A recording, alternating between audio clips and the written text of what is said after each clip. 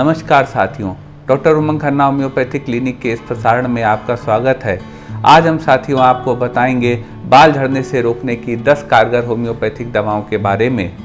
उससे पहले साथियों यह बात कर लें कि इसका मैकेनिज्म क्या होता है, कैसे हम लोग के स्कैल्प पे बाल ग्रो करते हैं, कब तक ये बने रहते हैं और कब तक झड़ते हैं, क्योंकि सवाल ये ज़्यादा रेलेवेंट है कि कब बाल झड़ने से रोकने की दवाओं की ज़रूरत है।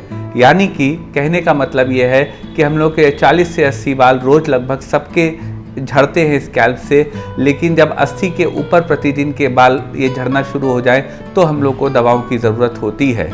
इस बात को समझने के लिए साथियों हम आपको इसकी स्टेजेस के बारे में बता दें। हेयर फॉल को हेयर ग्रोथ में 3 स्टेजेस का जो है वो रोल होता है। पहली स्टेज एनाजेन होती है। एनाजेन वो स्टेज होती है जिसमें हम लोग के बाल ग्रो करते हैं। जितना लंबा समय तक एनाजेन स्टेज चल जाती है उतने लंबे आपके बाल हो जाते हैं। औसत समय एनाजेन स्टेज का 1000 दिन होता है, यानी 1000 दिन तक बाल ग्रो करता रहता है और यह 2 से 6 साल भी हो सकता है, लेकिन 1000 दिन एक एवरेज होता है जो एनाजेन स्टेज काम करती है, यानी इतने वक्त तक हम लोग के बाल लंबे होते रहते हैं। इसके बाद साथियों कैटाजेन स्टेज आती है। यह 2 हफ्ते की होती है। इसमें हम लोग की फॉलिकल ख़त्म होने लगती है और जहाँ तक बाल बढ़ चुका होता है उसके बाद यहाँ पे स्टॉपेज लग जाता है। उसके बाद एक टेलोजेन स्टेज आती है। टेलोजेन स्टेज में पुराना बाल हमारा गिर जाता है, फॉलिकल डिस्ट्रॉय हो जाती है और उसकी जगह नई फॉलिकल निकल आती है। यह 2 से 4 महीने तक स्टेज रहती है। एक समय में हम लोगों के 90% एनाजेन स्टेज चल रही होती है और 10% कैटाजेन स्टेज चल रही होती है। ये साथियों हो गया हम लोग के स्कैल्प का मैकेनिज्म। अब हम लोग सीधे इस बात पर आते हैं कि बाल झड़ रहे हैं तो करा क्या जाए। इसको हम लोग 4 तरह से क्लासिफाई कर लेते हैं या 5 तरह से कर लेते हैं। पहला साथियों होता है एलोपेशिया एरियाटा। एलोपेशिया एरियाटा वो ऑटो इम्यून डिसऑर्डर होता है जिसमें बॉडी के सेल्स का इम्यूनिटी डिस्टर्ब हो जाती है। वो अपने बालों को फॉरेन पार्टिकल समझ के फॉलिकल्स को, अपने ही सर के बालों को अपना ही शरीर डिस्ट्रॉय करने लगता है। यह एक ऑटो इम्यून डिसऑर्डर होता है और यह एक पैचेस में बाल जाते हैं। तो साथियों अगर किसी को एलोपेशिया एरियाटा यानी पैचेस में बाल जाने की शिकायत है तो उसकी 3 या 4 बहुत कारगर दवाएं हैं। पहली दवा साथियों इसकी है एसिड हाइड्रोफ्लोर। अगर आपके बाल पैचेस में स्कैल्प से जा रहे हैं तो आप एसिड हाइड्रोफ्लोर 30 पावर में दिन में 3 बार उपयोग कर सकते हैं। निश्चित रूप से आपका 3 से 6 महीने से 8 महीने के अंदर आपके बाल रीग्रो करने लगेंगे। दूसरा साथियों इसकी दवा होती है फास्फोरस। अगर आपका पैचेस में बाल जा रहा है तो आप फास्फोरस दवा का इस्तेमाल कर सकते हैं। यह भी एलोपेशिया एरियाटा की बहुत कारगर दवा है। फास्फोरस 30 दिन में आप 3 बार ले लें। तीसरी दवा साथियों बराइटा कार्ब 30 और चौथी दवा ग्रेफाइटिस 30। यह दोनों दवा भी आप ले सकते हैं। इस तरह एलोपेशिया एरियाटा की 4 बेहतरीन दवाएं हमने आपको बता दी। एक हो गई लाइकोपोडियम, दूसरी हो गई बराइटा कार्ब, तीसरी हो गई ग्रेफाइटिस और चौथी हो गई एक और दवा है सिलीनियम। यह दवा आप एलोपेशिया एरियाटा के लिए इस्तेमाल कर सकते हैं। उसके बाद साथियों दूसरी स्थिति आती है बाल जहां हैं वहां रुक गए, वो रीग्रो ही नहीं कर रहे। तो बालों की रीग्रोथ के लिए होम्योपैथी में 3 बहुत कारगर दवा हैं। पहली दवा लाइकोपोडियम है। लाइकोपोडियम 30 आप दिन में 3 बार ले सकते हैं जिनकी बालों की ग्रोथ होना रुक गई हो और आपका जो है नॉर्मली पेट खराब रहता हो या इसका गुड़गुड़ाहट होती हो पेट में, यह लाइकोपोडियम का एक सिम्टम है। दूसरी दवा बराइटा कार्ब है साथियों। बराइटा कार्ब जो है वह भी दिन में 3 बार लेने से आपके बालों की ग्रोथ जो रुकी हुई है वो बढ़ने लगेगी। और तीसरी दवा है एसिड फॉस। एसिड फॉस 30, यह भी आप दिन में 3 बार सुबह दोपहर शाम 2-2 बूंद ले लें तो आपका बाल जो रुकी हुई ग्रोथ है वो बढ़ने लगेगी। फिर साथियों दूसरी कंडीशन जो बनती है कि यंग पीपल में बाल, जवान लोग हैं और बाल झड़ते जा रहे हैं, इसके लिए साथियों 3 बहुत कारगर दवा हैं। पहली फास्फोरस 1 mg पावर में हर हफ्ते आप 1 खुराक ले लें और इसके अलावा आप साइलिसिया 30 दिन में 3 बार और बराइटा कार्ब 30 दिन में 3 बार सुबह दोपहर शाम आप ले सकते हैं। इससे जो यंग पीपल में बाल झड़ रहे हैं वह आपके वापस रीगेन हो जाएंगे, वापस ठीक हो जाएंगे। फिर एक आता है साथियों बाल पतले हो गए। थिनिंग ऑफ हेयर, हमारे बाल बहुत पतले होते जा रहे हैं, ये एक सवाल उठता है। इसकी साथियों बहुत अच्छी दवा नेट्रम म्यूर और कैलकेरिया कार्ब है। नेट्रम म्यूर 1 EM आप अगर वीकली ले लेते हैं तो आपका जो थिनिंग ऑफ हेयर की समस्या है वो पूरी तरह से ख़त्म हो जाएगी और आपके बाल थोड़े घने से दिखने के लिए वो थोड़ा सा उसमें थिक हो जाएंगे।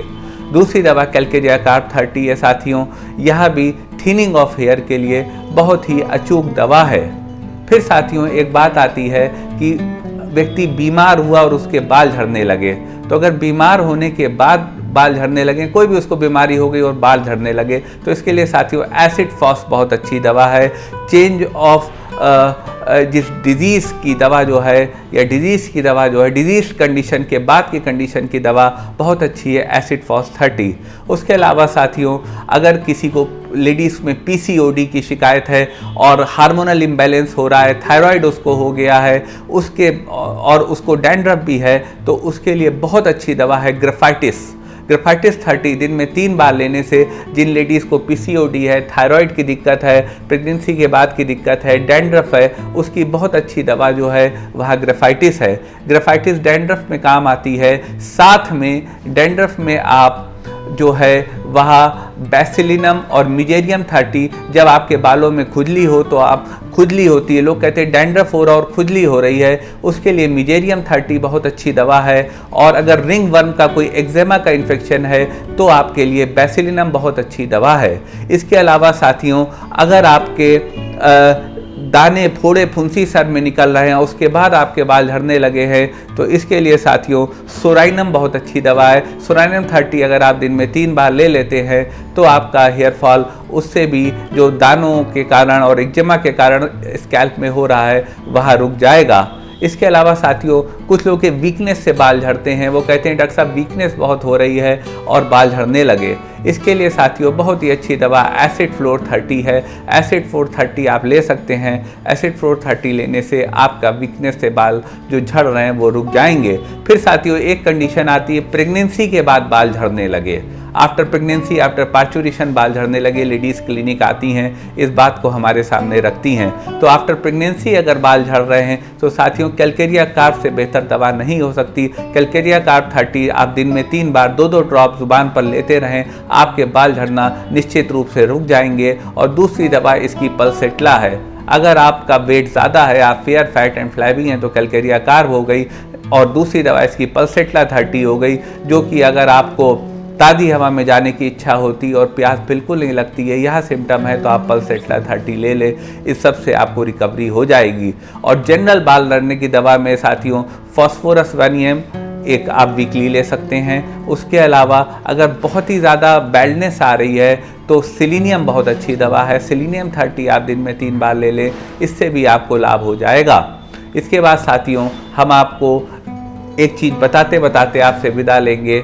एक बहुत अच्छी आपको कॉम्बिनेशन बता रहे हैं। अगर आपका हेयर फॉल हो रहा है तो आप बराइटा कार्ब 30 तो आप आर्निका का मदर टिंचर, ब्राह्मी का मदर टिंचर और जबरेंडी का मदर टिंचर ले सकते हैं। इन तीनों को आपस में मिक्स कर लें और इसका 5-5 बूंद मिला के पानी में डाल लें, उसको रुई से अपने बालों में आप लगाएं, निश्चित रूप से उससे भी आपको आराम मिल जाएगा। और साथियों जाते जाते एक और बढ़िया बात, असमय अगर बाल सफ़ेद हो रहे हैं, वो भी एक मुद्दा उठता है, वो भी एक बात उठती है कि असमय हमारे बाल सफ़ेद होते जा रहे हैं। मेरे तो सफ़ेद हो रहे हैं, अब हम लोग 40-42 के पार हैं। और लेकिन एसिड फॉस 30 और लाइकोपोडियम 30 यह 2 दवाएं जो है वह आपके असमय सफ़ेद हुए बालों को काला करने में या असमय सफ़ेद हुए बालों को बढ़ने से रोकने में मदद करती हैं और उनके हुए ब्लैक हेयर्स की तरफ आपको रिगेन करने में हेल्प करती हैं। एसिड फॉस 30, लाइकोपोडियम 30, ये साथियों हमारा जो कुछ आपके लिए जो कुछ था, आज हमारा जन्मदिन है, तो उस आधार पे ये एक तोहफ़ा भी आप हमारी तरफ से अपने लिए समझ सकते हैं। आज 24 सितंबर को मैं बात कर रहा हूँ आपसे, आप शायद इस वीडियो को बाद में देखें। साथियों अगर आपको यह वीडियो अच्छा लगा हो तो आप इसको अपने दोस्तों में शेयर करें, नॉलेज को आगे बढ़ाएं, आप भी नॉलेजेबल हों और दूसरे को भी नॉलेजेबल बनाएं। और आप इस चैनल को सब्सक्राइब करें। ये हम लोग का छोटा सा प्रयास है, यह एक इन्फॉर्मेशन है। हमारा ये इच्छा है आप किसी भी डॉक्टर के पास जाए तो आपको दवाओं की कुछ नॉलेज होनी चाहिए। उस नॉलेज होने से बहुत लाभ मिलता है और आपको जो है फिर आप किसी से बात कर सकते हैं कि ये दवाएं हैं, इन्हीं के सिम्टम के आधार पे आप कुछ और बढ़ा के दवा ले सकते हैं। नमस्कार साथियों, धन्यवाद।